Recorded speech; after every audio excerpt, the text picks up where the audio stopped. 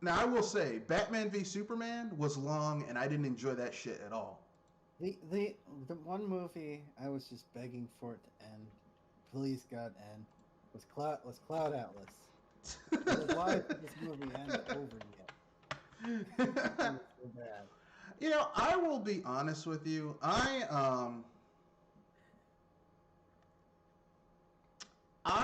actually like I'm not against the Wachowskis.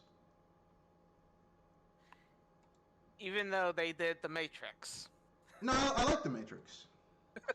The I was first saying it's one of the most cheesy movies I've ever seen, but it the, was good. the first Matrix is really good. Cheese. The Matrix 2 is like the first Matrix is like an A movie. It's solid. It's a solid A movie. The Matrix 2 is like a B minus. It's still good, but it's not as good as the first movie. Because they start to try to fucking explain everything, and trying to explain the Matrix just doesn't really work. And then the third movie is like a C I was grade about movie. to say you're okay. I was going to say that the entire series of The Matrix, I consider it a solid cheese movie. Like, it is cheesy at times, but it's a good kind of cheese. I kind of disagree. I think that the Matrix had the trilogy been handled better, it could have been fucking awesome. It could have been one of the two perfect trilogies in movie existence, but it could have joined. It could have been part of. It could have been a trilogy of perfect trilogies. But the Wachowskis, like the first Matrix, is really good. The first movie is really good. The Matrix 2 is just kind of like it's like they try to explain. The problem with the Matrix 2 is that they try to one up themselves. They bring back Agent Smith, which is kind of like why. And there's like all this unexplained shit in the Matrix 2 that had the Wachowskis actually had a better script and a tighter script. It could have been just as good as the first movie.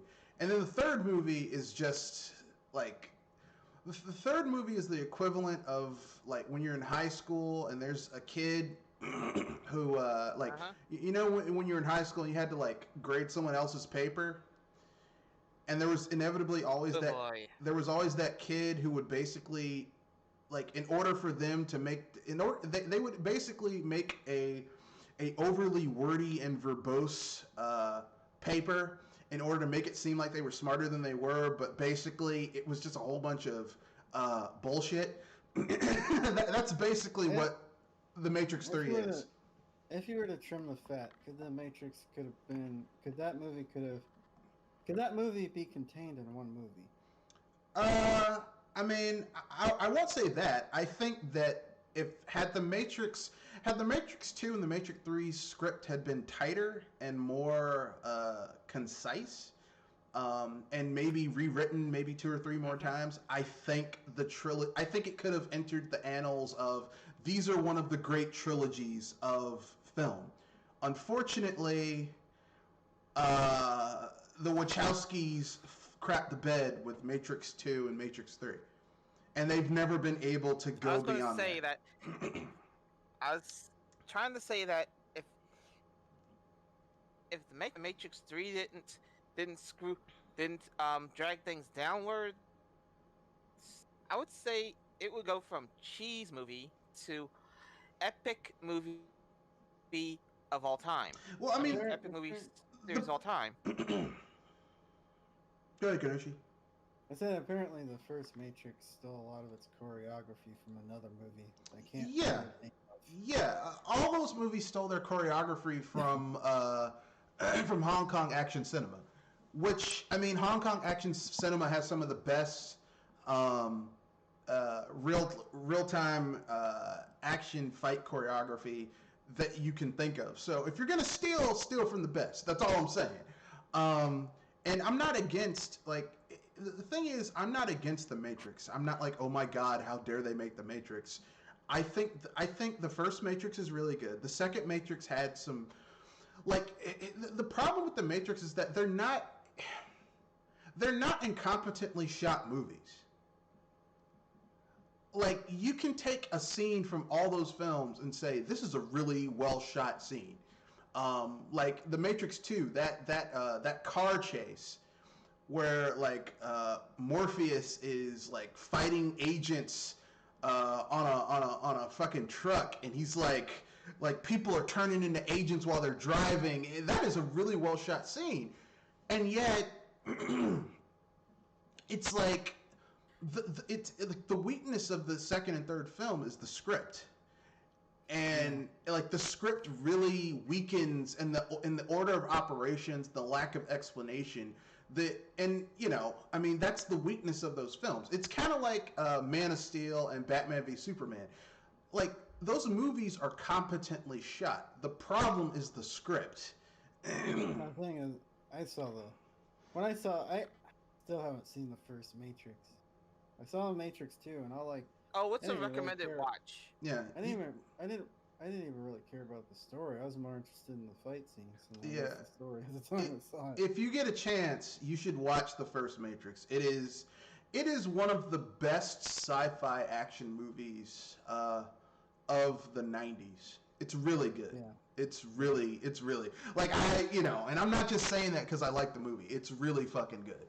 And like I said, if the Wachowskis hadn't crapped the bed for Matrix 2 and 3, it could have been entered into the annals of great, perfect trilogies. Now, right now, there's only 2 trilogies in those annals. There's Star Wars, the original Star Wars trilogy with A New Hope, Empire Strikes Back, and Return of the Jedi.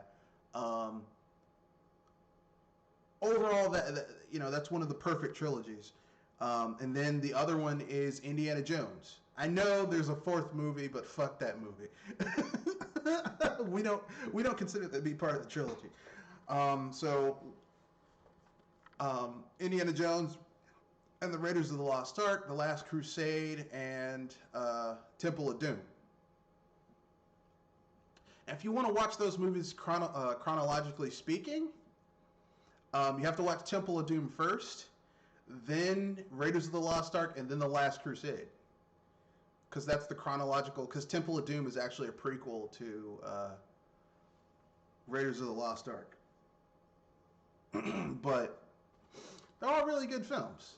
And in order for it to be a perfect trilogy, you have to be able to watch any film in the trilogy and still understand the overall storyline and know what the stakes are.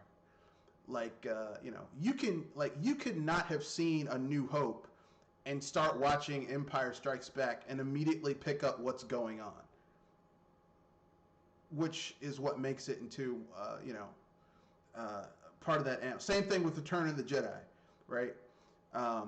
Because they're episodic and yet they're also a complete package within the movie itself. I can't say that with a lot of other trilogies. Yeah.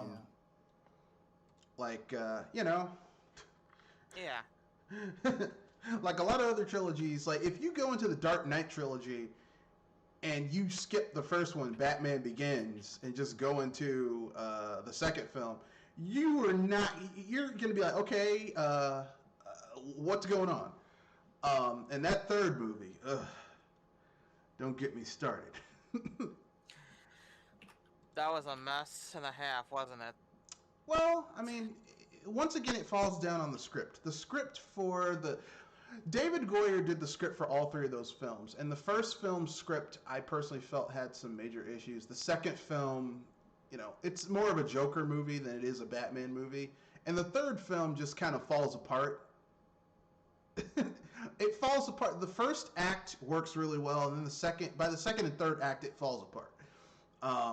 And this is, once again, it falls down on the script. Like, whoever wrote that script... Oh.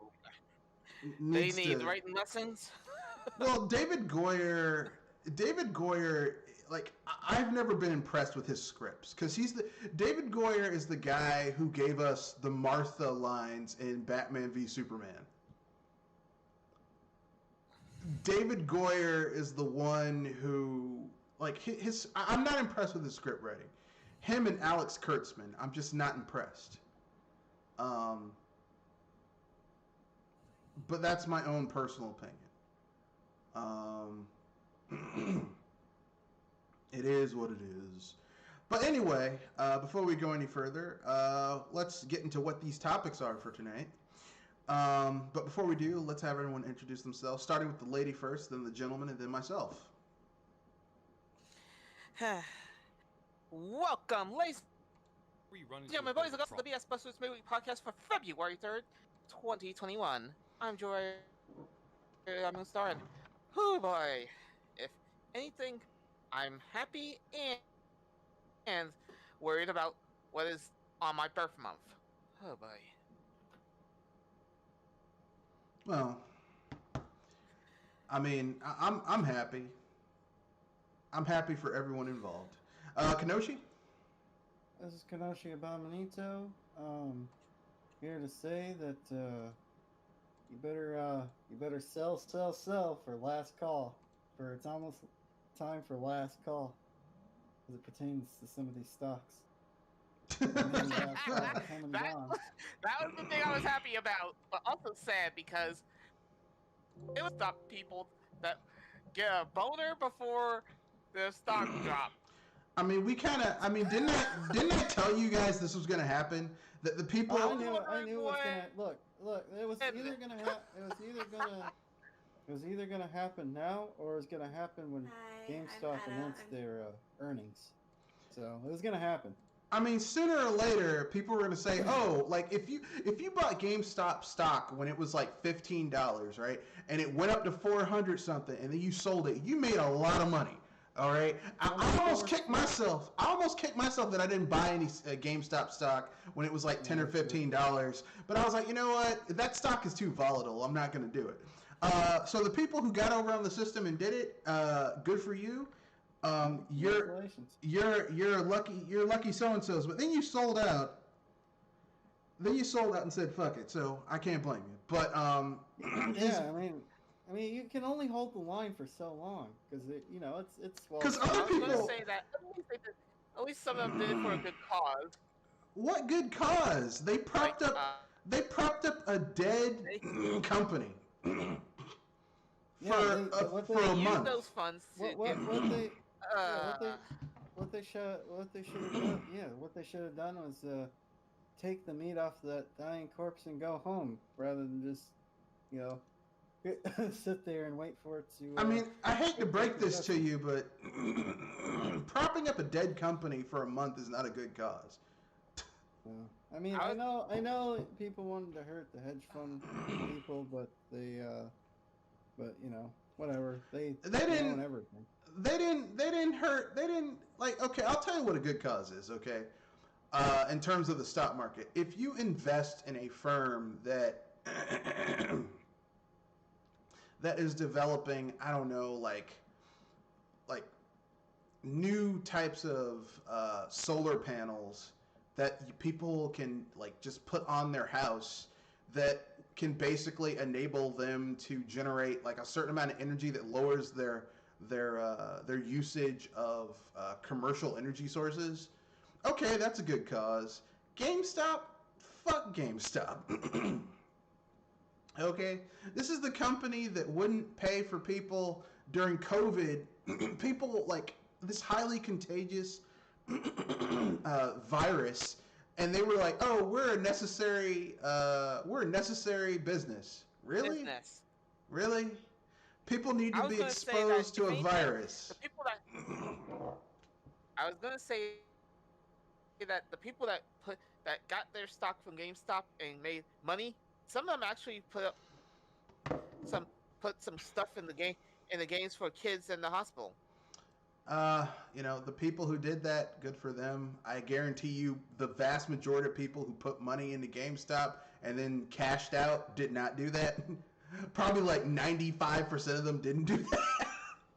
The 5% who did, good for you. The rest of them who didn't. I didn't say how many, so they did. I'm making a ballpark you got estimate. me there. But anyway, yeah. Fuck GameStop. That's how I feel about it. Because and the people who were like, yeah, this is great. It's like, look, buying GameStop stock is not going to change the underlying fucked up issues with GameStop. Yeah. Yeah. Like, Yeah, I mean You're that's right. not that's I mean I don't think that was really the I don't think that was necessarily the point. The point was to get over on these hedge yeah, hedge which, fund people. I mean, really, who'd they hurt? Robin Hood, which is kind of a shady fucking place anyway. Yeah, as we now know. Yeah. To be honest with you, I was looking at Robin Hood and wondering, what is their deal?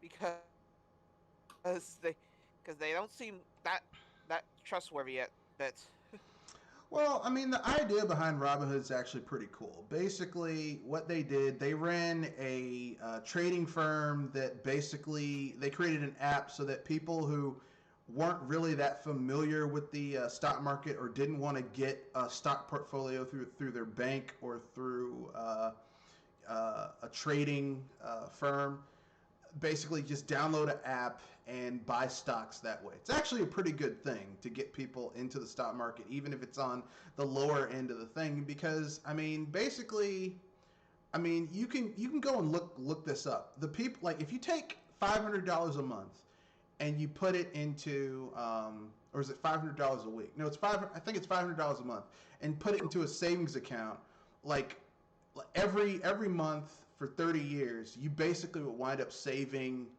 I think, if I remember correctly, like 200, I think it's like $200,000 or something like that. No, 200, like, it's some ridiculous number. But literally, it's like 3 times that if you put it in the stock market. So basically, if you're looking to retire, that's actually a really good way to augment your income. But the thing is, most people don't know shit about stocks, or they don't have the means, or they know about the stock market, but they don't really have the means to invest in it. So actually having some method to invest in the stock market and remove barriers to entry into, going into the stock market, because the fact of the matter is this: statistically, most people in America do not have stocks. sadly true. you know, and yet that is a great way to build wealth. A lot of people say buy property, but real estate is flat or going down in a lot of cases. But like if you get a windfall, let's say $10,000, and you take half of that and you put it into a good stock portfolio or IRA, there is a high chance that within 10 years, that $5,000 is going to be, just 10 years. It can literally grow to be 10, 15 times what it was when you put it in, if you choose a good portfolio and good stocks. And real estate don't grow like that. Like, if you bought a house that is worth, like, let's say $400,000, if you're lucky, it might go to like $600,000 in 10 years. And that's not really, that's not a huge growth. That's not a lot of growth in your investment. I was about to say that's not appealing amount of growth there, buddy. Unless you live someplace where there's a lot of amenities. Like, if you live someplace where there's like a light rail and there's like a new mall with lots of nice places to shop, and there's like a nice community college that's close by where people can walk or take a light rail or a bus there or something. Like if you live someplace that has a lot of amenities, then your housing value goes up. But most people don't live in places like that. Most places live in shitholes where the plan of the community planning was, we're going to build a house first, and then we'll worry about how these people are going to get to the jobs they need to work at to pay for this fucking house.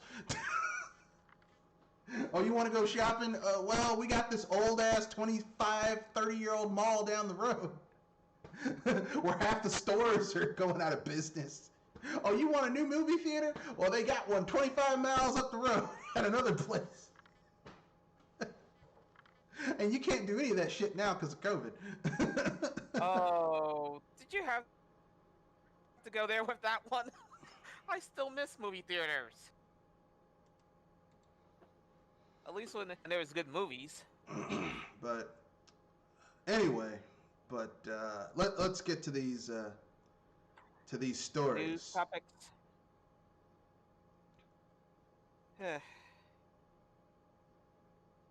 So, what news do we have today? Though, if anything, it's probably still slow due to being winter.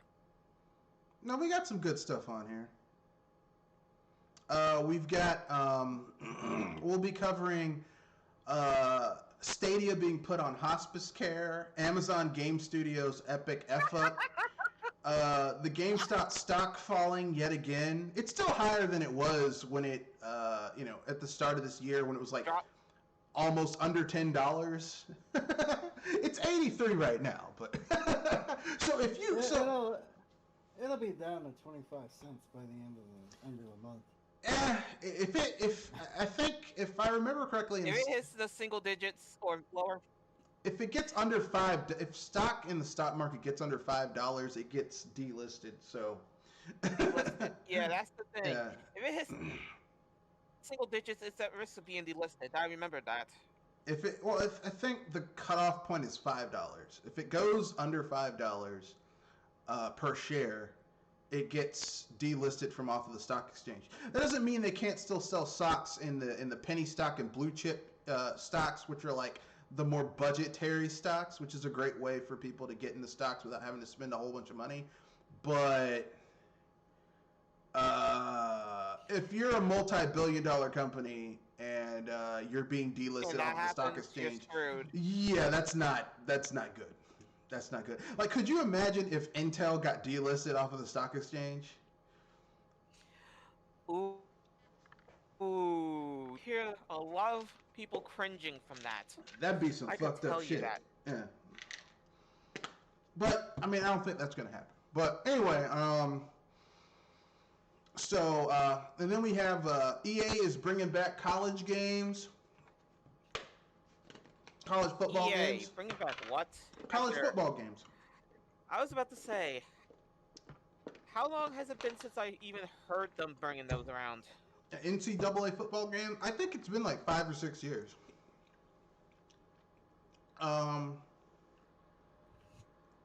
They also are, let's see, and they're BioWare issues. So basically, we'll talk about how BioWare is apparently doing a Mass Effect trilogy remaster, and it's coming out in May. We'll do one free topic and an unpopular opinion segment. I won't be surprised. Well, I was looking forward to the remaster. I was looking forward to the remaster until I just found out that the remaster of Mass Effect, the Mass Effect trilogy, is not going to include the Pinnacle Station DLC, because the Pinnacle Station DLC source code was lost. Yeah, it was lost. So if you have Mass Effect on your PC, which I have the older version on my PC as well, you have the definitive version of that game because it has all the content. And I'm surprised that they lost all that. I mean, a lot of companies don't really do, especially companies that deal with programs, they really don't do proper data management and data backups for their backups. And BioWare's been fucking up for years now, so I'm not surprised that they would because, they're looking forward to their shitty ass games that they came out with that no one wanted, like Mass Effect Andromeda and and Anthem, because people really wanted Anthem. People were waiting with bated breath for Anthem. I'm being facetious, by the way.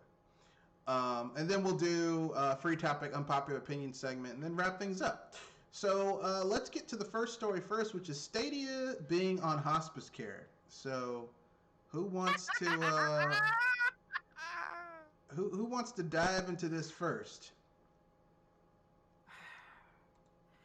I'll speak up for this one, All right. and I'm gonna say this right now.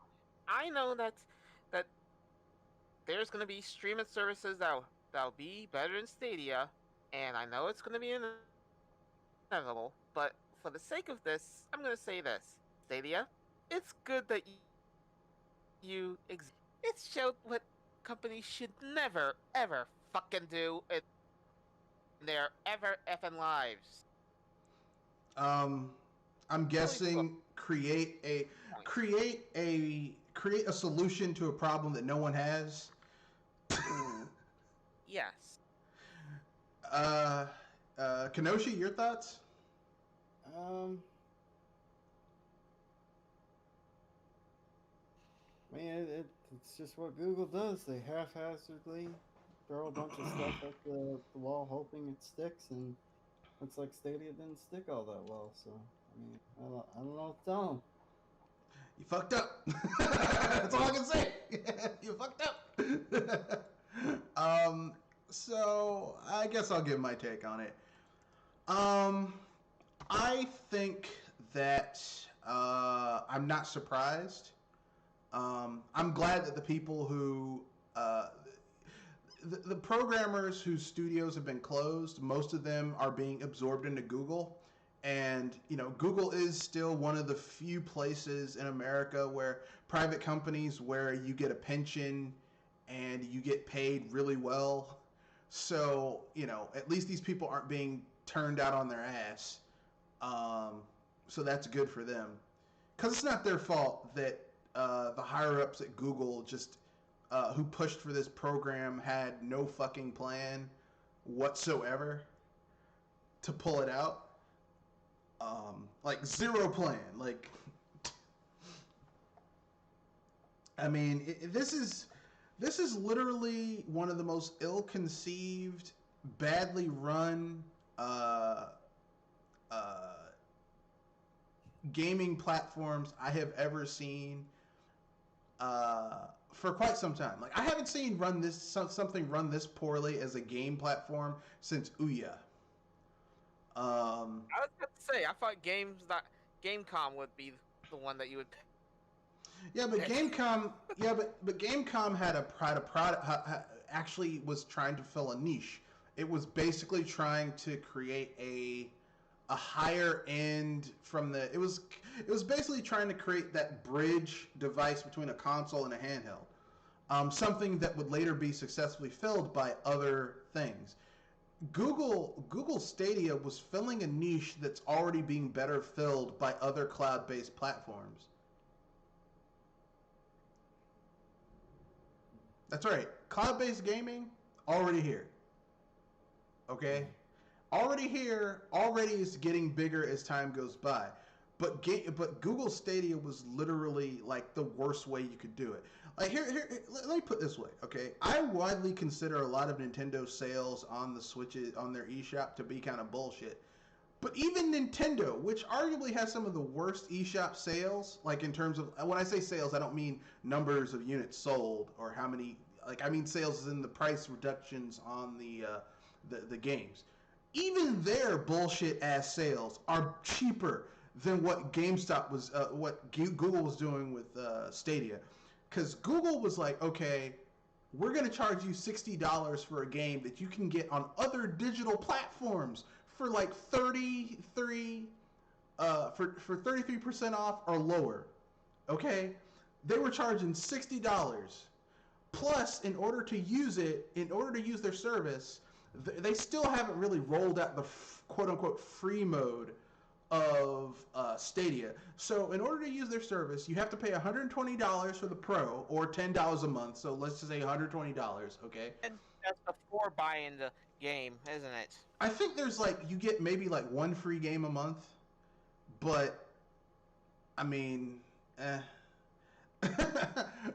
so $120 plus you have to plus I think you still I'm not sure, but when it first came out, you had to buy their shitty ass controller, Google Stadia controller. I mean, basically, what I'm saying is this. Yeah, it's pricier than a console at this point, isn't it? It's about the same price.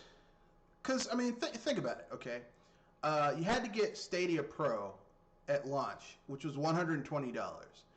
Then you had to get. I mean, no one's gonna buy a game platform and just have no games with it. So you're probably gonna buy 2 or 3 games, maybe 4 games. Okay, let's say 4 games. All these games are full price. They don't go on sale. So $60 a pop.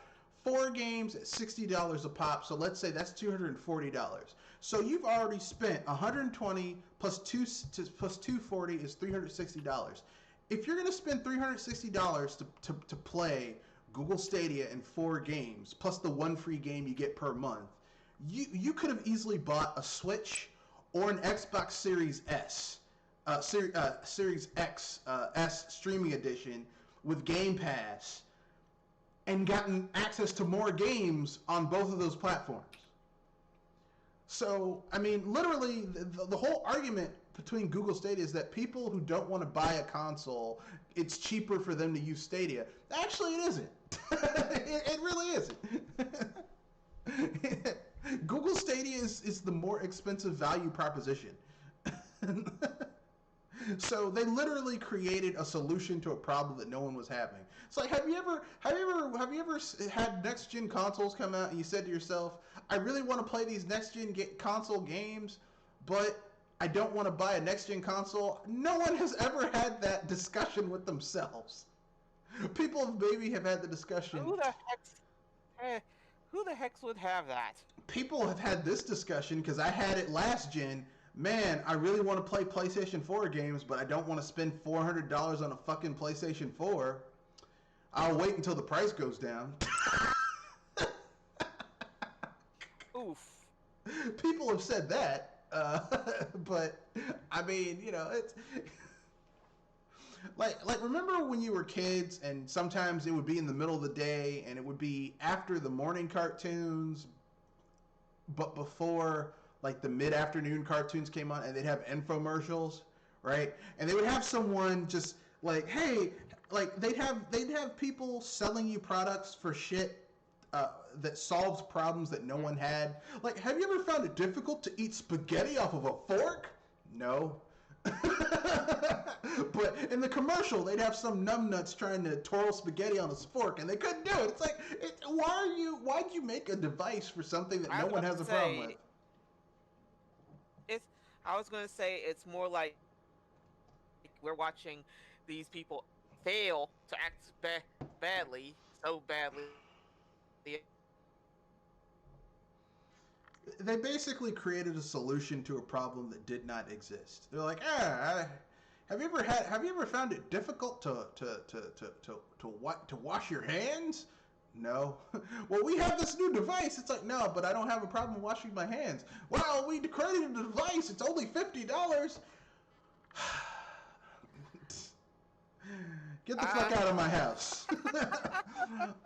So yeah. So Stadia is being put into hospice care, where basically Google. I guarantee you by the end of this year, Google's just gonna cut support for it, because basically Stadia can't exist. You mean put it in the graveyard with the rest of it? It's going with Google Hangouts and Google Music, Google Play Music. You know what the sad thing is that Google Play Music, which was actually a really good music service, had to die so that Stadia could live. And Stadia is a piece of shit.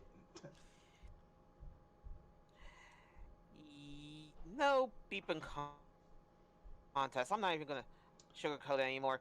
Stadia, I'm glad you're gone, and if anything, here's a middle finger on your way out. You know, but, you know, I'll say this before we move on to the next topic.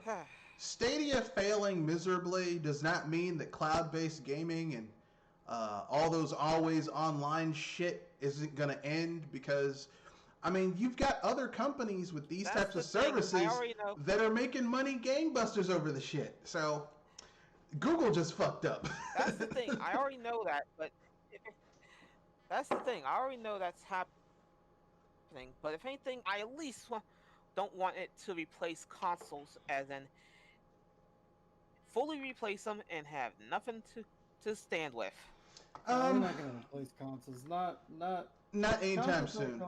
Yeah, they're Not. not going away as quickly as people keep predicting. I think when think. consoles go away, it'll be like it'll be a surprise to a lot of people. I think I it'll be think. the next two gens. I think by Gen 11, you'll probably see one of the console makers is probably going to come up with a console that is literally just going to be like, you might have a physical version, but there's also just going to be a version that you can beam to your smart TV, and it's literally just an app. You buy games through the app, and then you play them through the power of the cloud. And I'm not going to take any bets on who it's going to be, but I guarantee you it'll probably be either Microsoft and Sony do this. I think it'll be more likely Microsoft because they've been With the they X have, Cloud. yeah, they have they're ahead when it comes to the whole cloud gaming stuff. Yeah, So, yeah. Well, I see them doing that. the reason I say Sony as well, because Sony has a big stake in those smart TVs. And here's the thing. If Sony can get on board with basically having a cloud-based gaming service that you don't have to buy a console, it's just an app and it's already installed on your fucking television. Like, you buy a new TV and it's already in your TV and all you need is just a controller. They don't have to sell you a console, they just sell you games. I could see that being a thing. Because Microsoft, I mean, they kind of sell hardware, but not really. You know. But that's my own opinion. I could be wrong. But anyway, Amazon Game Studio. Ooh, man, they've been fucking up. I mean, if there was a way to fuck up, they've been, you know. Mm-hmm. You remember in Jurassic Park where Ian Malcolm said life finds a way? Well, Who said that? Ian Malcolm said life finds a way. Yeah. Well, Amazon Game Studios always finds a way to fuck up.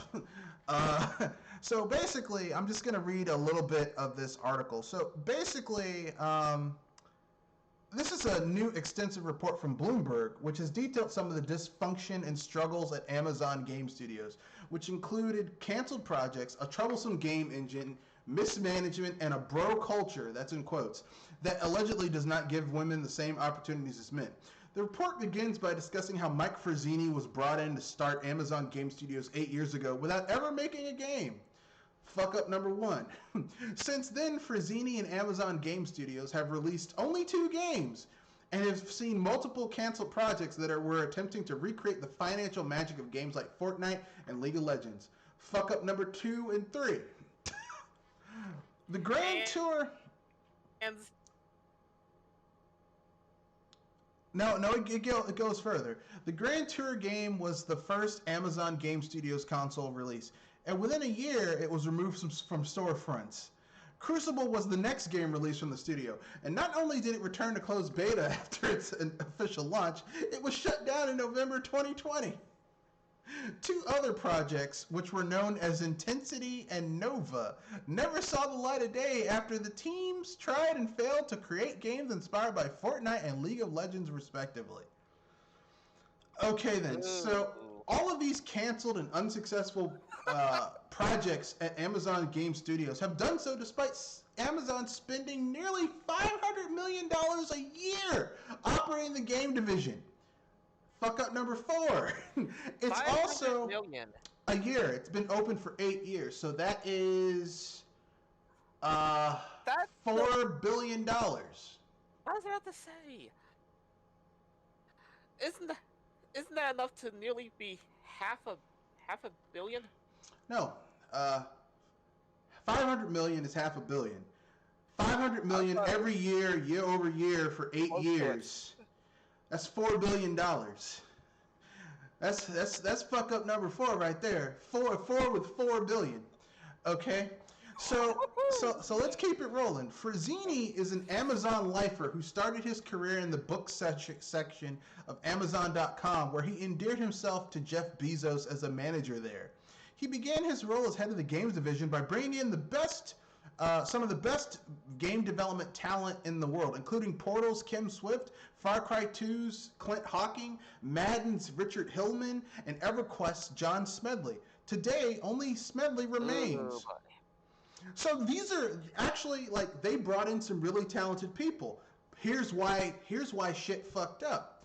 According to numerous and current and former employees of Frazzini's game studios, he continuously ignored much of the advice given by these experienced developers, and despite frequently telling the staff that every Amazon game should be a billion-dollar franchise, he would then understaff projects. Wow. Fuck up number 5. Did I hear that right? So he was just- ignored people that had experience. So he's just stealing money? No, he ran the video game division like he ran the book division.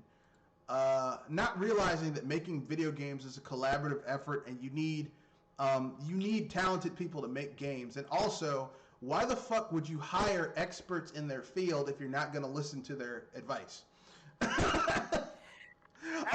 here's the thing. The biggest things that make me look at you and say, did he really do that? Because you have to be stupid as to do that. So here we go. Furthermore, instead of using industry-leading game engines like Unreal Engine or Unity, the studio opted to license technology from Crytek to create a homemade engine called Lumberyard. There's a joke I could put here. Do you want me to use it? No. So while Lumberyard was meant to integrate with Amazon Web Services and could have been a cheaper alternative than paying for the other engines, it ended up being known as a boogeyman around the office. Many cited that it was painfully slow, and developers would play Halo or watch Amazon Prime Video as they waited for Lumberyard to process art or compile code. One former employee even went so far as to say, Lumberyard is killing the company. Fuck up number 6. But it gets worse. It gets worse. It gets worse. Another big issue with working at Amazon Game Studios is said to be linked to the bro culture that has been cultivated there, in which women were not often given the same opportunities as men. Beyond that, 4 female game developers said that their worst experiences of sexism in the industry were at Amazon. There were stories of them being ignored and undermined by male executives, in some cases being driven out of the company. One source said that not only did a male on the senior leadership team impede her career growth after she disagreed with him, he would then go on to create new management positions above her and hired men to take those positions. Fuck up number 7. Fuck up number 7. I was about to say, you're a little ahead of yourself, aren't you? I went to 7. I'm sorry, I miscounted. Fuck up number 7. Amazon's game problems. are we getting into double digits at this point? No, we're only on 7. Amazon's game problems also extend to how they incentivize their employees. While most studios pay bonuses based on the critical and commercial response of the game, Amazon's stock plan only rewards employees for how long they've been at the company. This has led some employees choosing to prioritize job preservation over anything else, say 3 former employees. Amazon's Game Studios' next project is the MMO New World. Originally planned for a 2020 release, it was pushed back to spring 2021 to improve the quality of the game. Bloomberg's report explains that the project was originally going to be a survival game where players would take on the role of colonists in a fictional version of 1600s America. The problem, however, was that the enemies players originally were going to face were going to look a lot like the indigenous people. When developers pointed out to Frazzini's deputy, Patrick Gilmore, that the setting and villains could be considered racist, he, quote, expressed disbelief. Fuck up number 8. Amazon did eventually hire a tribal consultant who did find that the portrayal was offensive, and the Native American imagery has since been removed. Our latest preview of New World's high-level PvE zones show a game that may not be for everybody, but one that shows promise and a big improvement in both PvE content and general polish from the previous build. So basically, over 8 years, they have managed to do everything everything that you can do wrong. Opening a new game studio, they did, and God. I mean, you know, this is when you have too much money and not enough fucking sense to go with it. I don't know what to say. They got the dollars, but no common sense. You guys got any ideas on this? You could have put all that money that you burnt down to the ground into charity work for supporting other game designers, or even made a bridge. But what did you do? You did all this. Well, I mean, I'm not against other.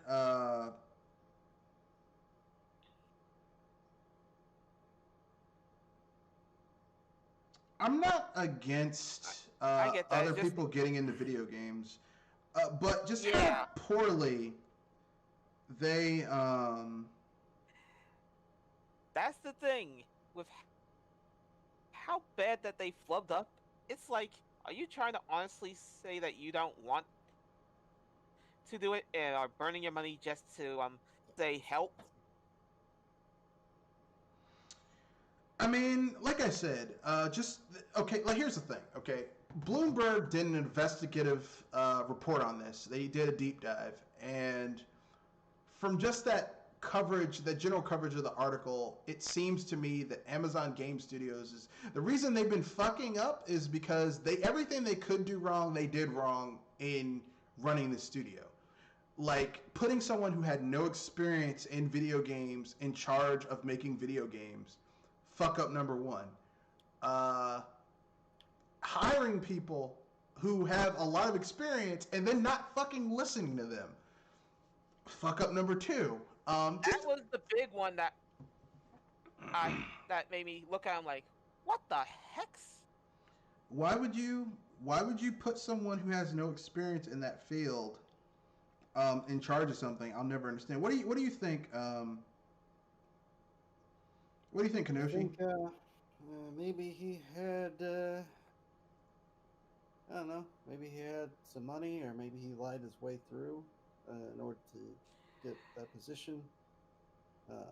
What was he? What did he do before he started? He was the head of the book division at Amazon. Oh. But books are a lot different than video games. No shit. you sir have spoken the truth.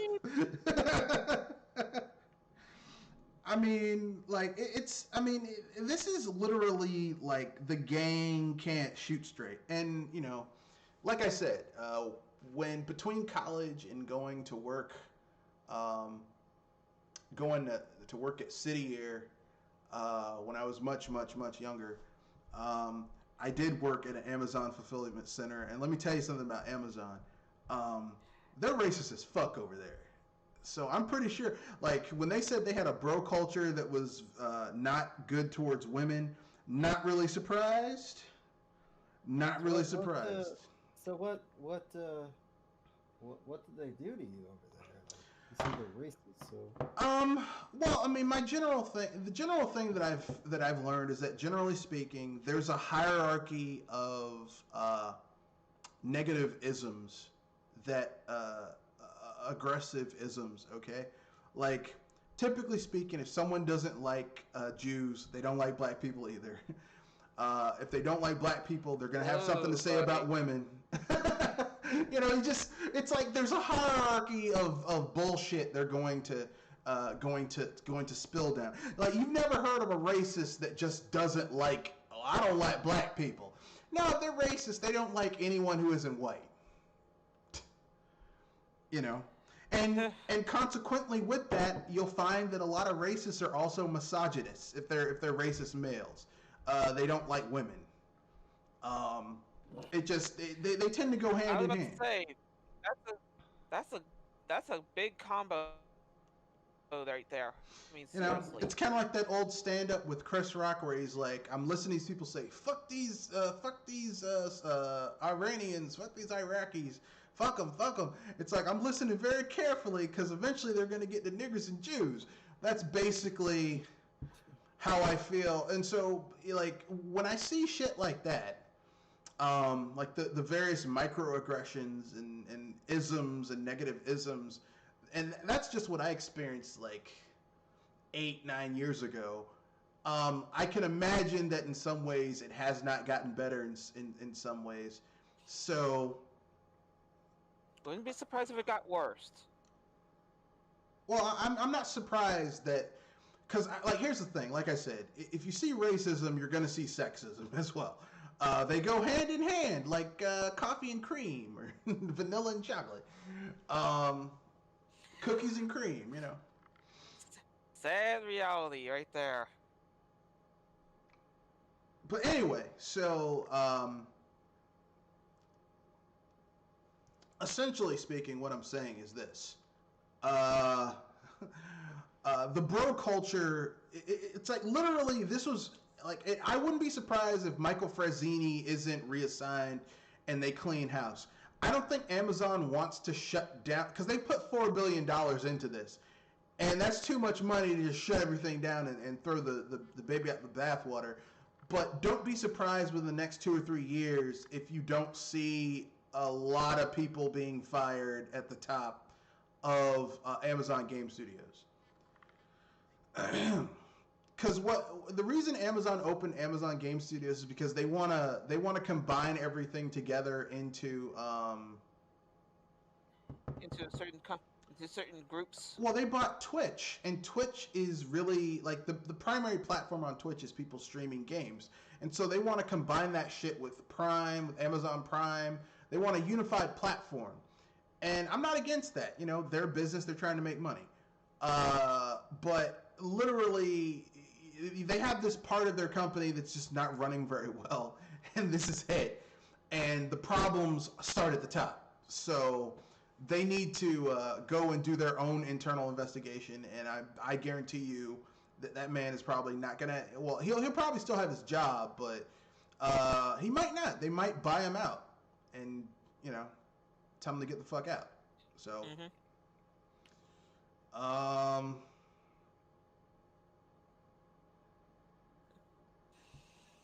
that's all I got to say.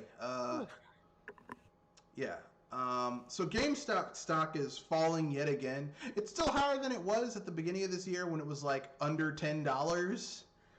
It's like 83 right now. But it's not what it was. It was like 483 like a week ago. Baby's gonna flop like a fat kid in a swimming pool. Yeah. It's gonna belly flop. You better sell it. If you have money, if you're making a profit now, sell. Stop this whole hold the line BS. Well, I mean, at this point, like, okay, if you bought GameStop stock when it was like $10 or $15, those people probably already sold when it was 483. And you know what? I'm kicking myself for not buying any of that stock when it was $10 or $15 and not selling it at 483 because I totally should have done that. Fuck, why didn't I do that? But with that being said, if you bought it when it was $7 or $8 and it's 83 now, you could sell it and still make a pretty decent profit. Minus transaction fees. So, I mean, it's still higher than it was, but I mean, like, this was a lesson in, people trying to stick it to the man, but I mean, really, the only people who got paid were people who bought low and sold high. That's all that happened, okay? But that's my own personal opinion. No. Of course. So yeah, what are your guys' thoughts on GameStop stock falling yet again, as we knew it would? The whole thing was It was funny bound to happen watch. eventually, but okay. It was funny to watch.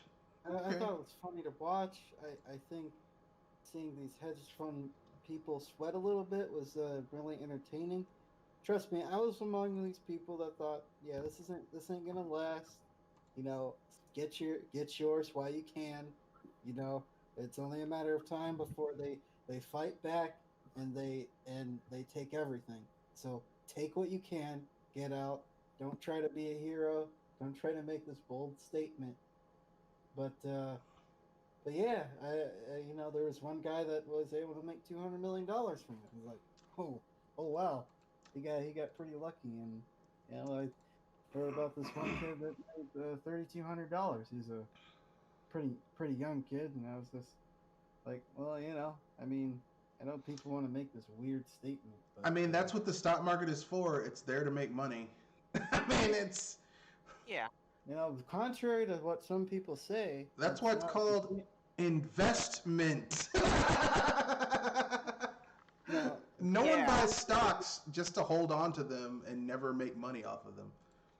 Like, yeah, I mean, it's contrary to what some people is, you know, like the stock market's not a casino. Well, it kind of is. It kinda eh, is. I mean, Your mileage may vary on that line. it's an investment. And like any investment, there's a chance that you might not make your There's a money risk of back. failure always. I mean, there's no such thing as a sure investment. Okay? Any type of investment. Like if you take your money and you put it into your house, people say I invested in my house. There's a chance that your house's value will depreciate, especially if you live someplace that doesn't have any amenities. Like the major mall that's near you shuts down. Uh, there's no mass transit near where you live. If people want to go someplace and do something, they have to drive 25, 30, 40 miles away to major things. That means the value of your house is going to be very depreciated. Shot. So if your investment is your house, you're expecting, okay, this is going to grow in value over the years as things get better, and the opposite happens. Then that investment backed up on you. It didn't work. It didn't pan out. And any type of investment can back up on you. People who invest in coins, trading cards, art, I was about jewels. to say, thank you for hitting close to home with that one. Well, Trading card. I remember. I'm of age where I remember the big trading cards when I was a little kid were baseball cards. And baseball cards were a little bubble. And then it turned out that they were fucking worthless. It was a false market. And people lost money. People who collected all these baseball cards lost money because it was a bubble. The only paper product that has value are comics, and old comics, not new shit. Shit from the 1970s and earlier has value. Shit from the 80s and up does not have value because there's been so many reprints that they're not valuable. I was gonna say that. Yeah, I get your that line is so true. It hurts because if anything, card games are one market and comic books are another. And I really feel like, especially with the stupidity of comic stories today, the comic market's not looking as hot either. Well, mostly because people aren't reading comics like they used to. You know. That and well, if you've seen some of the market of how some comics are right now, you probably would agree. Like Well, they're trying to reboot the failed comics. they keep on rebooting everything all the time. There's no consistency with the characters, but it's always been like that. Like everyone has their favorite run. So a writer or artist's run on a comic book series. There's no fucking consistency, which is why you'll have characters. Which is why we had that whole thing in Marvel with Civil War, where like Tony Stark is like, everyone needs to register for to give their secret identities to the federal government, and it was like, that's kind of stupid. I'm not giving up my secret identity. Yeah. There's a reason why there's Sugar daddy. But whatever. Anyway, investments kind of fucked up, and I don't know what to say. I mean, there's a chance you're not going to make your money back, or you'll break even. More often than not, you'll break even. When people say they lost money in the stocks, they didn't really lose money. What happened is that they didn't sell at the highest thing at the peak point of when the stock was at its highest, so they didn't make as much money as they were going to make, but they didn't lose money. Because if you buy like 100 shares of stock at $10 and it went up to like $84 and you sold it when it was at 56, you still made a lot of money. But anyway, I was going to say that is quite a lot of money, though. Some people prefer the all the money tactic. yeah, well, when you make money, you want to make more. I don't know why it is. I know it sounds greedy, but when you start making money, you want to make more money. I don't know what it is. Uh, some people say it's greed, but I don't know. It You wanna depends on see the how person far that you're you talking can- to there. yeah, I mean, it depends on your motives. Sometimes it's about how far you can go. Sometimes it's about when somebody works out and want to get stronger, they want to keep getting stronger. Yeah, it's I don't. To the woman. It's when people get gross with it, like. It's not when you start selling your kids or something like that. Well, I mean, when it okay, like there was No this way. thing. There was this thing when how's it going, Kirby Lover? Hey, 03, or should I say Mario Poker Nerd? it doesn't matter what you call me. Okay, I mean it was like that thing where Martha Stewart did insider trading so that she wouldn't lose like $3,000 in stock, and I'm like, was going to jail worth $3,000 of stock? And like, no, like there's a certain point where it's like, okay, did you really like? Sometimes you gotta take a hit,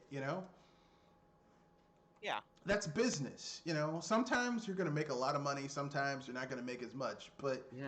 You're going to be bust. it's also overall you're ahead. That's all that really matters. But that's why they call investment is a long distance run. It's not a sprint. Yeah. Yeah. But anyway, back to EA, or as I like to call them, Epic Acitude. Sports. Epic Oh, so Acitude. that's where it came from. And I call them Epic Acitude because it's EA. It's really Electronic Arts, but has EA put out anything that's art worthy in years? I was about to say, do you want me to answer that question in a song or question? It was rhetorical. It was a rhetorical question. Well, they made surprise mechanics. That's what they did. Yeah. It gave people that sense of fulfillment and pride after they spent 40 hours unlocking Darth Vader. But anyway, so basically they're bringing back their college football games. What are your guys' thoughts on that? I'm never worried. cared about sports simulators, so I guess for people who are really into that, I hope they do a good job. I can agree.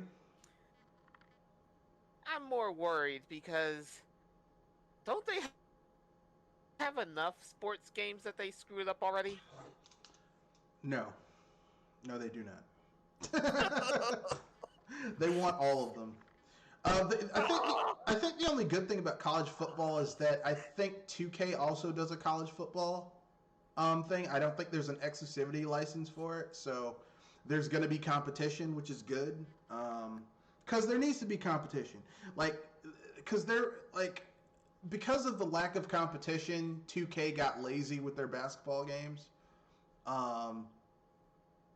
and wrestling games because there's no competition.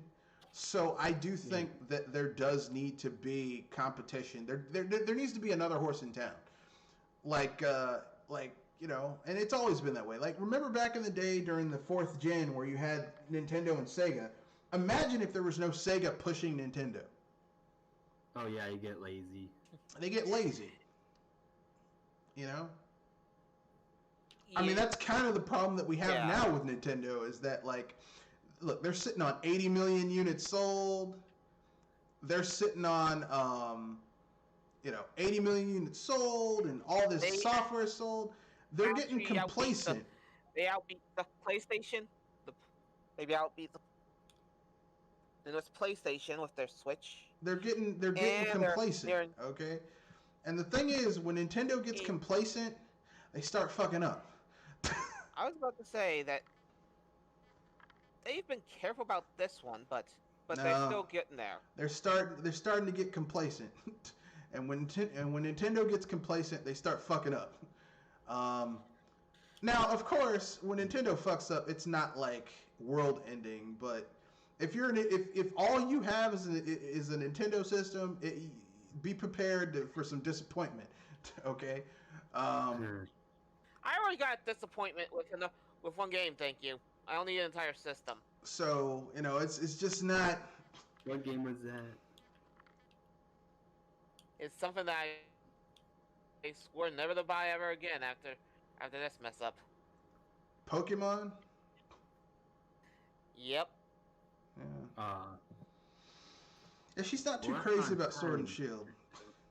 Yeah, she's not too crazy about Sword and Shield. Well, I like the DLC. I will agree that the DLC for Sword and Shield was awesome, but looking at it from a more I was about to say, you're putting the cherry on top of a dung ice cream sandwich. my issue with the DLC for Sword and Shield was that it was content that in previous other installments of Pokemon would have been included with the base game. That was my issue with the DLC. It was good DLC, but that should have just been in the base game. Because the base game of Sword and Shield is kind of short. It's like, what? You can beat it in like maybe 10 or 15 hours if you rush I was through about it. to say half a day. Well, I think the Isle of Armor should have been in the game, but the Legendary could have been DLC. Minus the other DLC. I think that should have just been DLC. I mean, like here's the thing. That's a little push. I've kind of divorced myself from Pokemon, so I'm not as invested in it as I was multiple generations ago. But I would say, for me personally, like, I personally think they should have had the Isle of Armor and all that other stuff as unlockable areas like in-game. You beat the game, you beat the Elite Four. Okay, here's an extra area you can go through, kind of like, like to hone your skills, get more experience, catch new rare Pokemon. If they wanted to do DLC, maybe they add new areas with new Pokemon from past generations, like new regions. Like that would have been cool. But it just kind of like, it felt a little. It felt like they cut out content of that game to sell it to you as DLC later on when the base game released. And that's where I'm kind of like, I can't support this. Which is why I didn't buy the game. I was like, I'm not spending money on this. No, go ahead. What were you going to say? Oh yeah, that's right. So I think the Gen 4 remakes are gonna come out this year, but no. Do you want to hear my theory? What if Game 3, remember the survival area that was included in Pokemon Diamond and Pearl? What if that's DLC? They might do it. They might do it. At this point, the Pokemon Company is just kind of like getting very complacent and very lazy and very greedy, for lack of a I better was going term. to say, they're getting as greedy as EA at this No, point. they're not EA bad, because I mean, you still do get a decent base game out of them, for what it's worth. Decent. I didn't say great. I said decent. Mediocre is the proper term. I'm looking at you with that one. Well, for people who like it. I like Sword and Shield, but it wasn't my favorite. For people who like it, I mean, listen.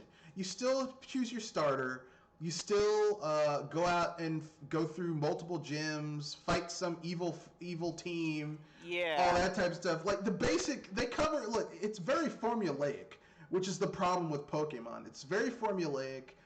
There's no real change to the formula really, and it's a That's little. the thing. I already know it's a formula thing, but how it's implemented is Yeah, some. It's kind of how it kind of stands out from the others. yeah, it's too formulaic for me, but So that's as my far own that's my own personal opinion. Yeah. But anyway, they're also saying that the guy who is the CEO of EA says that he's very confident in the future of BioWare despite recent blips. And I'm like, Mishaps. they've had 3 bombs back to back to back.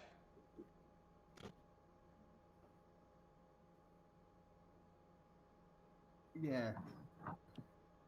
I mean, There's confidence and then there's insanity. I'm not sure if I should say which is the only which. reason they haven't shuttered BioWare yet is because they literally don't have a studio who can make games of that type under their auspices. If they had a studio that they could swap out for BioWare at EA, they would shutter BioWare right now. It would be gone. Yeah, that's the thing. I already know that BioWare is a mess, though. Hearing that they are not shuttering yet makes me wonder, where is that right behind them, likely? I think that once they re-release Anthem, because they're gonna reboot Anthem 2.0. It's gonna be like they're gonna make it more like Destiny, and if that does relatively well, like it's not gonna be what they want it to be, but if it turns some type of profit, that'll begin to get BioWare back into their good graces. But really, the test is going to be Dragon Age 4, or the next Dragon Age game, and the next Mass Effect. If those games come out and they do well, then BioWare can redeem themselves at EA. Now, me personally, as a BioWare, like old school BioWare fan, like I'm very skeptical because I played Dragon Age 2. I played all the Dragon Age games. Dragon Age Origins, that Dragon Age Flash game that was on Facebook, Dragon Age 2, which I hated, Dragon Age Inquisition, which I also hated, and hell, I even have the Dragon Age D&D GURPS modules. Like that's how much I like Dragon Age, and Dragon Age. And you're worried about it. Yeah, I'm very much worried about the next Dragon Age game. I think it's going to be terrible. because BioWare learned nothing from Dragon Age Inquisition or 2. You're still going to have mediocre storylines. Well, the storyline in Dragon Age 3 wasn't that bad. It was the characters were the problem. I mean, and when I say characters, I don't mean the characters' descriptions and their stories. I mean like the actual class builds, because basically every character in Dragon Age Inquisition was just there was nothing unique about any of the characters you had in your party. There was no character build that was unique to any character. Every single build was something you could have made yourself had you chosen that class as your starter. It was just really bad. It was really, really bad. There were no advanced classes in the game. It was just, it was like none of like how could you keep on making more advanced versions of a game and yet have the gameplay systems get more and more dumbed down with each iteration is amazing to me. I would make the joke that it's D&D but worse. It's D&D backwards. That's what it is. It's backwards D&D. But anyway, So yeah, I like. Here's the thing. I'm a skeptic, but I want it to be good. Next, we'll get to free topic and then unpopular opinion, and then wrap things up. Who wants to go with their free topic first? Who wants to throw their free topic in there for discussion? Oh. I got one though. Something tells me you guys might have one. I'll let Mario go. Go ahead, Mario. Okay, so do you guys talk about Legend of Zelda Breath of the Wild 2 yet? No, we have not. Oh, I wasn't okay. even going to mention it, but if you want to bring it up as a free topic, go ahead. Yes, I'll bring that up. A lot of people love Breath of the Wild. I know it's not for everyone, but I'm hoping that Breath of the Wild 2 will bridge that gap where it's more like the classic Zelda games with dungeons, but it still has that open world aspect. I 100% agree. No complaints here. Yeah. I think if they took the open world aspect of Breath of the Wild, but then added like handcrafted dungeons, and maybe your incentive to go into these handcrafted dungeons is that by going into those dungeons, you can find legendary bits of armor that you could equip to make you have like classical old school styles of armor, like that lets you like swim in lava and stuff like that, or maybe legendary weapons that you can unlock that let you that don't break. Like you can get the hero's bow if you go into this forest dungeon and it doesn't break like ever. And I don't mean that BS. It Master Sword depowers and then you have to wait until you can use it again. I mean, it's like a normal weapon, but it doesn't break. But because of this, you can't actually you have to, in order to power it up, you have to go and find rare stuff and fight tough enemies in order to get that makes stuff sense. in order to power it up. If they did that, I'd be cool. But knowing that everyone went a gaga over Breath of the Wild. But I noticed that most of the people who were like, this is the best Legend of Zelda game ever. I'm like, have you ever played any other Legend of Zelda game? They're like, no. I'm like, then that explains everything I need to know about your opinion about this being the best Legend of Zelda game ever. I was going to say, I'm a 2D Legend of Zelda fan, and I could see where that problem could lead into. Right. That's just my own personal opinion. But I agree with you. I 100% agree with you. Yeah. I think that...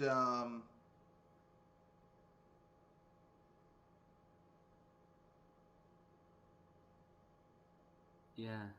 I agree with you, 100%.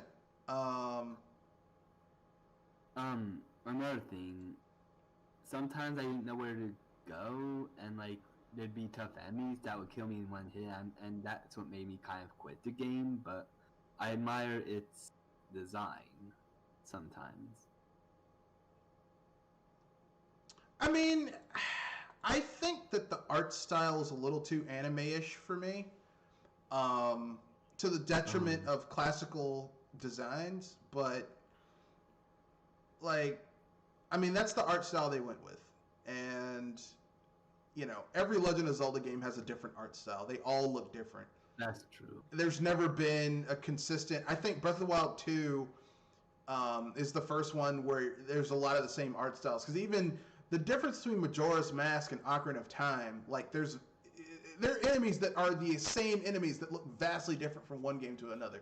So there's massive differences between different characters. So, I can't, they all look different. Except for, the handheld games where, the Oracle of Ages and Seasons shared a lot of the same assets with Link's Awakening, because they were basically made using the same engine and a lot of the same assets. But which is still kind of cool when you think about it, but yeah, I mean, I like the handheld Legend of Zelda right? games. Actually, I like Oracle. I think Oracle of the Ages and Seasons, if they didn't have that really bad invincibility frame problem,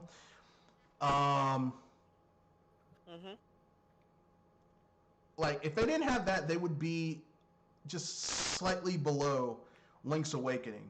But because they have that issue, they're like a few points below. They're still really good though. I like them better than Minish Cap. Yeah, I'm not a. Minish Cap is You're not not a bad. fan. I know I enjoy Minish Cap. It's just those friendship stones and Yeah. those friendship stones. I call them keystones. And that final boss fight against Vati is just. That is the toughest Legend of Zelda 2D final boss I've ever fought. Is Really? Vati. Yeah. It was And kind of easy for me, but then I played it all the time. Like, that is the only Legend of Zelda boss that I have had trouble with in a 2D Legend of Zelda game. Every other boss, no problem. Vati in Minish Cap, what? Link to the Past with the with the I boss, like, I felt like that one was one of the tougher ones. Never had a problem with him. Oh, interesting. No. Vati was the most difficult, and Minish Cap is the most difficult final boss I've ever had in a Legend of Zelda game. I just find him to be very, for some reason, that part where you have to use the arrows to hit like his eye while also hitting his body, and you have to line it up perfectly. That always was kind of like a tough segment for me, and I just died until the point where I would get frustrated and then cheat. So that's the only Legend of Zelda game I've ever cheated in order to win in. Shame. Shame. Magic Guide, or No, I cheated. you just actually play? I used Game Shark. Oh, okay. That's right. Game Shark! The only Legend of Zelda game I ever cheated to beat a final boss in. No other Legend of Zelda game have I ever used a cheat in. That's a surprise, considering I never had to cheat in a Legend of Zelda. Haven't since. And like I said, I've played all the other ones. Link Between Worlds, which I don't think is it's kind of mediocre in my opinion, but Right. didn't cheat in that game. Didn't have to cheat in Legend of Zelda 1, Legend of Zelda 2, Link to the Past, Oracle of Ages, Oracle of Seasons, Link's Awakening. Never had to cheat in any of those games. Minish Cap had to cheat for the final boss. Didn't cheat for anything else, but that final boss was like, this dude is fuck Vati. Hate that character. Oh. Vati blew you away, didn't he?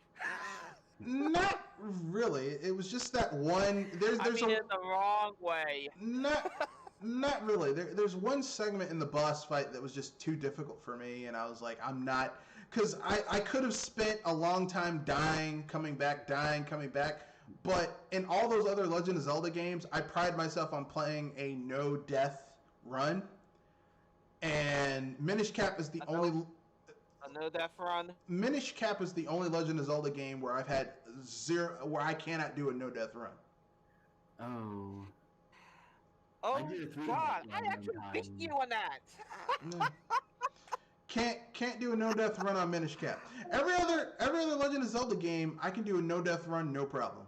No-death run, no fairies, just playing very carefully until you power up your character and then you just destroy everything. But Minish Cap, I do very well until I get to Vati. Vati is just very tough for me.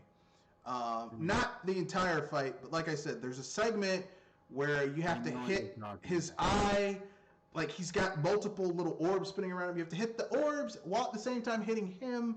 It's just very difficult for me to get the alignment correctly. And you can tell that this was not a Nintendo boss fight because this is some Capcom shit going on here. But yeah, that's where I kind of drew the line for that game. I was like, you know what? I'm tired of dying multiple times just to beat this boss. So I'm going to use Game Shark to give myself permanent invincibility for your invincibility frames. And I beat him. And I saw the ending and I was like, I don't really like the ending of this game that much. Yeah, I'm the one that actually have to laugh at that.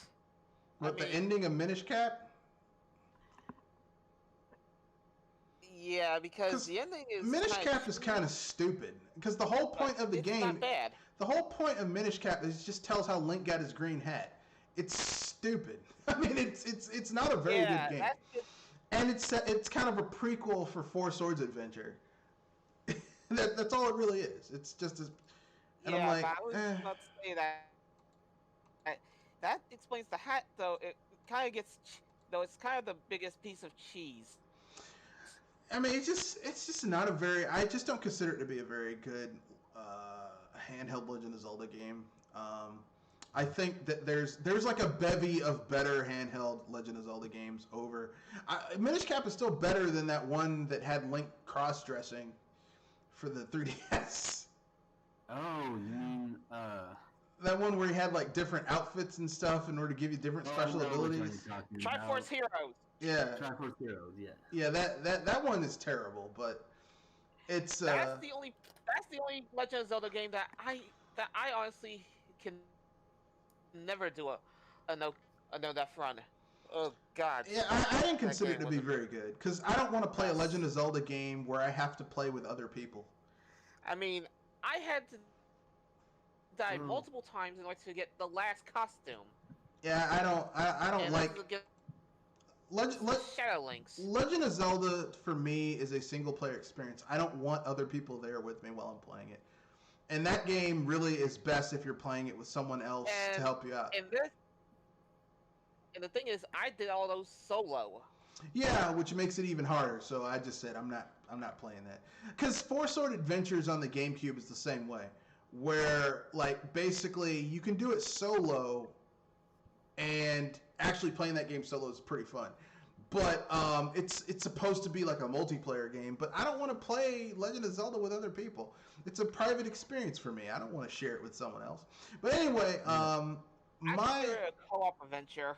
My unpopular opinion is this, because I don't really have a free topic. My unpopular opinion is this. I think that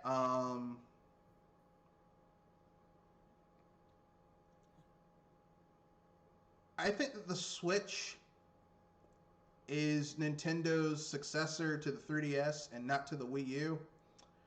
I think that you have to measure the Switch's success to their highest selling handheld, which is the DS, which sold 155 million units. So I don't see. Somebody says that it's a 3DS successor. I almost want to pull my hair out. I'm calling it that because I mean it's more. Look, listen. Let's keep it real, okay? Most of the people who are buying the the Switch are treating it more as a handheld than as a home console. Okay. How about the Switch Lite is outselling the normal Switch? Yeah. So if people like function denotes trumps form. Okay. If people are using a console as a handheld and it has handheld functionality, and they're using its console abilities far less than then whether or not it's a hybrid console, if people are using it more as a handheld, then that's what they're using it for. That's what you got to count it as. So it's outsold the obviously it was going to outsell the Wii U because it's a fucking handheld. But I mean, is it going to outsell their highest selling handheld? I don't think so. I could be wrong. And if it does outsell the, it's outsold the Vita, which is basically, if you really if you look at what the Vita was doing, and if you look at what the Switch is doing, the Switch is essentially a Super Vita, because everything that the Vita was doing, the Switch does better. It has better battery life. It has better controls. It hooks up to your TV so you can play the games in high definition. It's got better exclusives. Like the Switch is basically what the Vita could have been had Sony actually supported it. Like basically, the Switch is Nintendo looking at Sony, and Sony's like, "Man, handheld gaming is dead," and that's why we dropped the Vita. And Nintendo's like, "Oh, really? Okay." So that's how I feel about it. So maybe Nintendo's next hardware that comes out will actually be a console next time, hopefully, knock on wood, and won't have to sacrifice things in order to get it to run in handheld mode. So maybe that'll be a thing, but probably not, because they combined their development studios, their handheld and home console studios. So it's probably going to be all the same shit yet again. So anyway, that's my unpopular opinion. I defended it using facts and basic reasoning. So if someone wants to disagree, they can disagree, but that's how I feel. Yeah.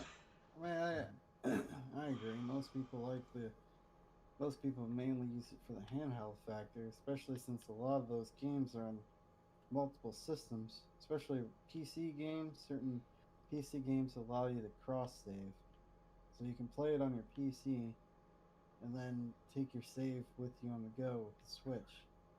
Like for example, Hades and Divinity Original Sin 2. Yeah. Two examples of games that have cross saves. And people don't mind playing a downgraded version of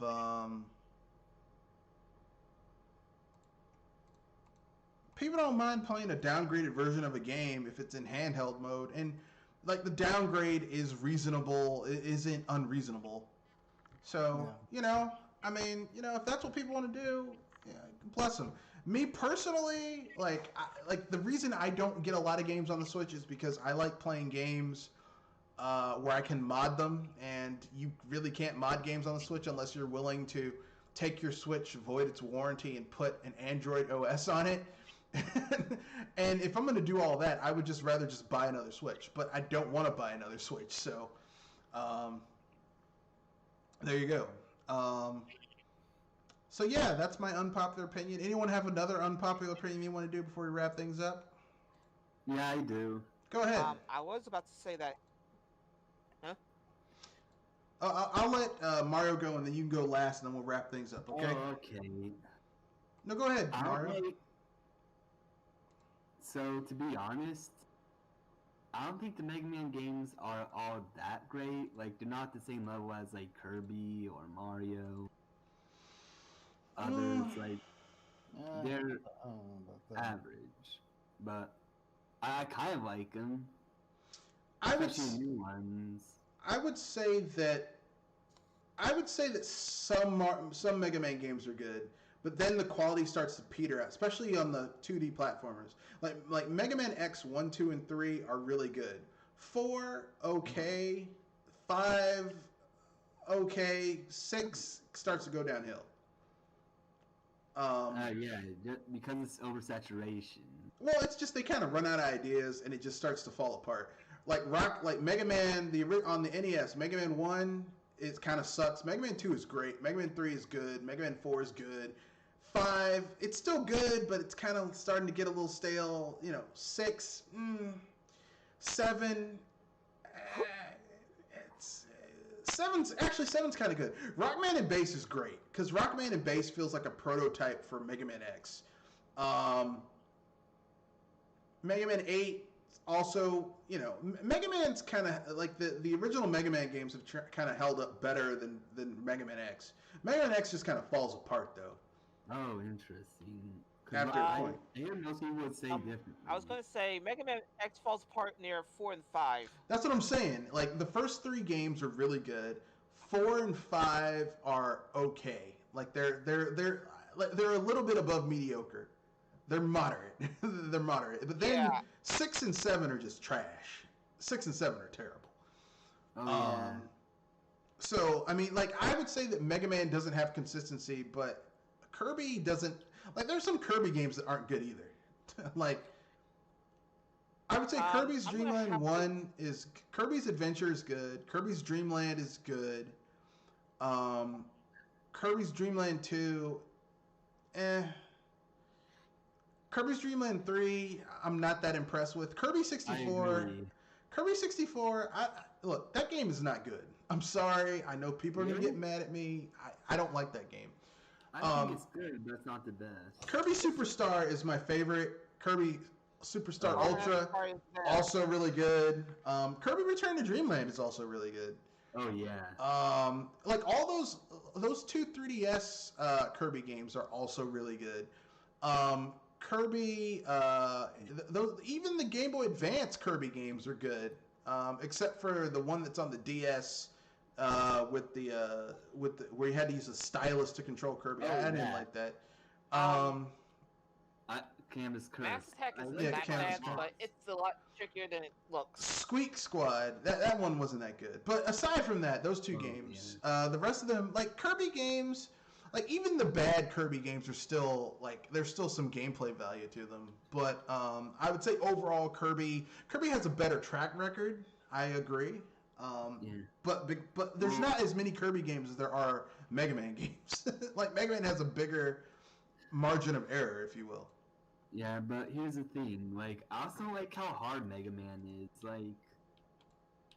Like I feel like Nintendo games in general are more accessible, and but another thing is,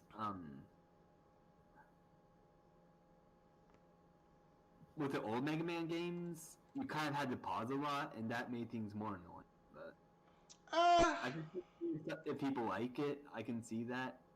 I mean, I can see where you're coming from with that. I think that Mega Man isn't hard in the conventional sense.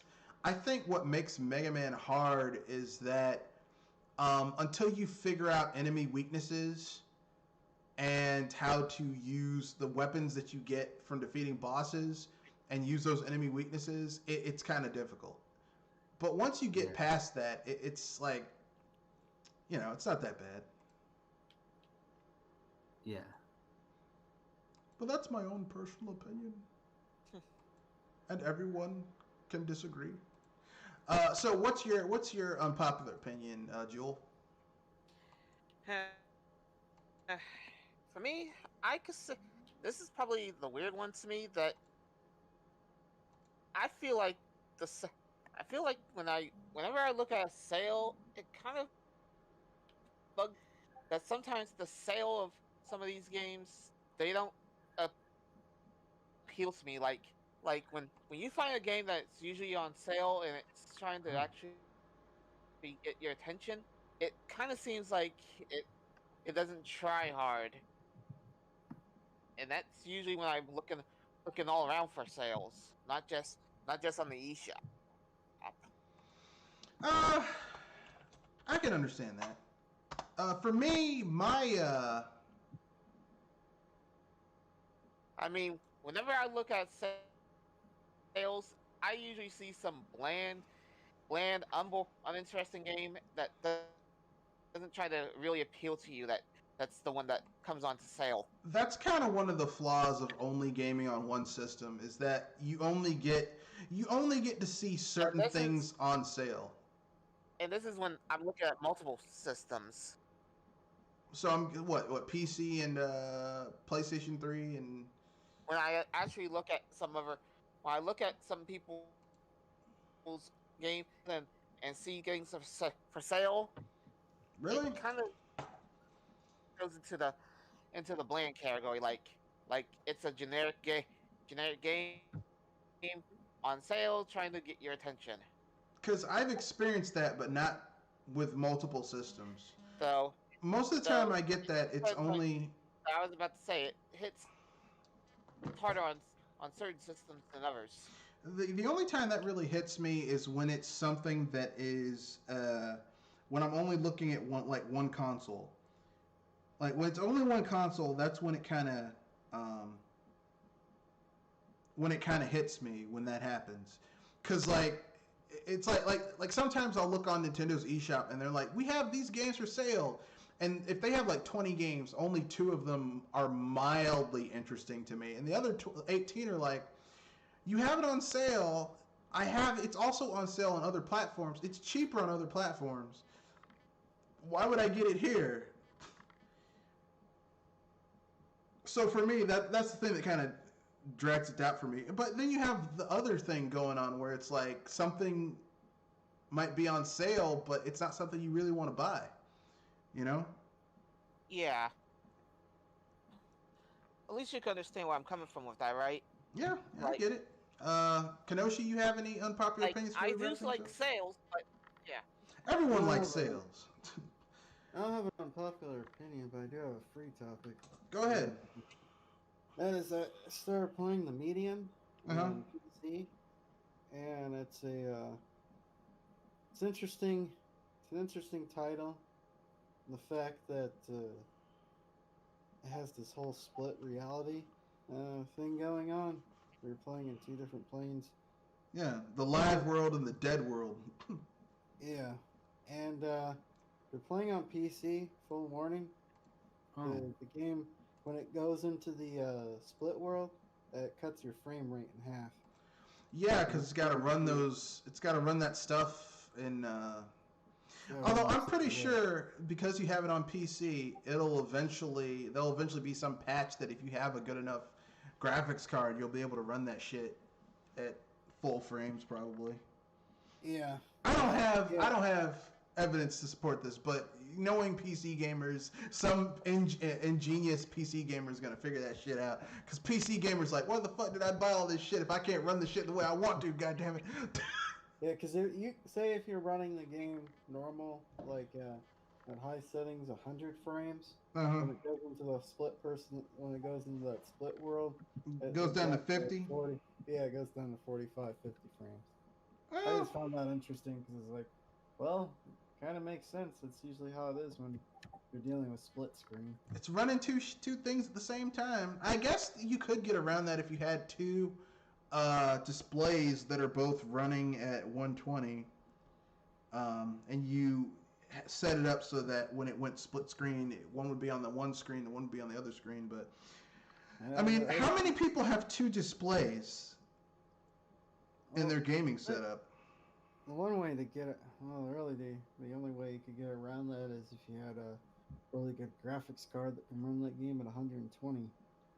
So that when it splits it in the 60, you wouldn't be losing much. Yeah. Game's interesting. You should check it out if you once they optimize it better. Yeah, I saw a Let's Play of it. I'm like, this looks really interesting, but I was like, I mean, this game looks like Game Pass doesn't work on my PC. Oh, yeah, that's right. Yeah, I don't know why, but Game Pass doesn't work. I can, and every time I try to get it to work, nothing downloads. At first I thought it was just me, but it's something on Microsoft's end, but I don't feel like trying to figure out what's going on, you know what I'm saying? I had that problem with the Microsoft Store. I had to reinstall Windows, but I don't know if you don't want to do all that. No, you're absolutely right. I do not want to do any of that. I've already reinstalled Windows once when I updated my my SD drives, so I'm not doing it again. So with that being said, that's the end of the podcast. Anything you guys want to pep out before we wrap things up? I think we're all good. All right. This is the owner proprietor of BS Busters. We are out with this current edition of BS Busters. Join us Saturday, 7:30 p.m. Eastern Standard Time next week, where we will be discussing the end of the week news cycle in video gaming and all that other fun stuff. And that's going to be great. So with that being said, rate, comment, share, subscribe. You can reach us via Gmail at mrredfoxbsbuster@gmail.com. You can reach me via Twitter at mrredfox91. You can also link in on our Discord, where, as long as you keep yourself respectful and don't do disrespectful things, you too can be part of the BS Busters. So with that being said, that's the end of this episode. Rate, comment, share, subscribe, and hype responsibly. Good night.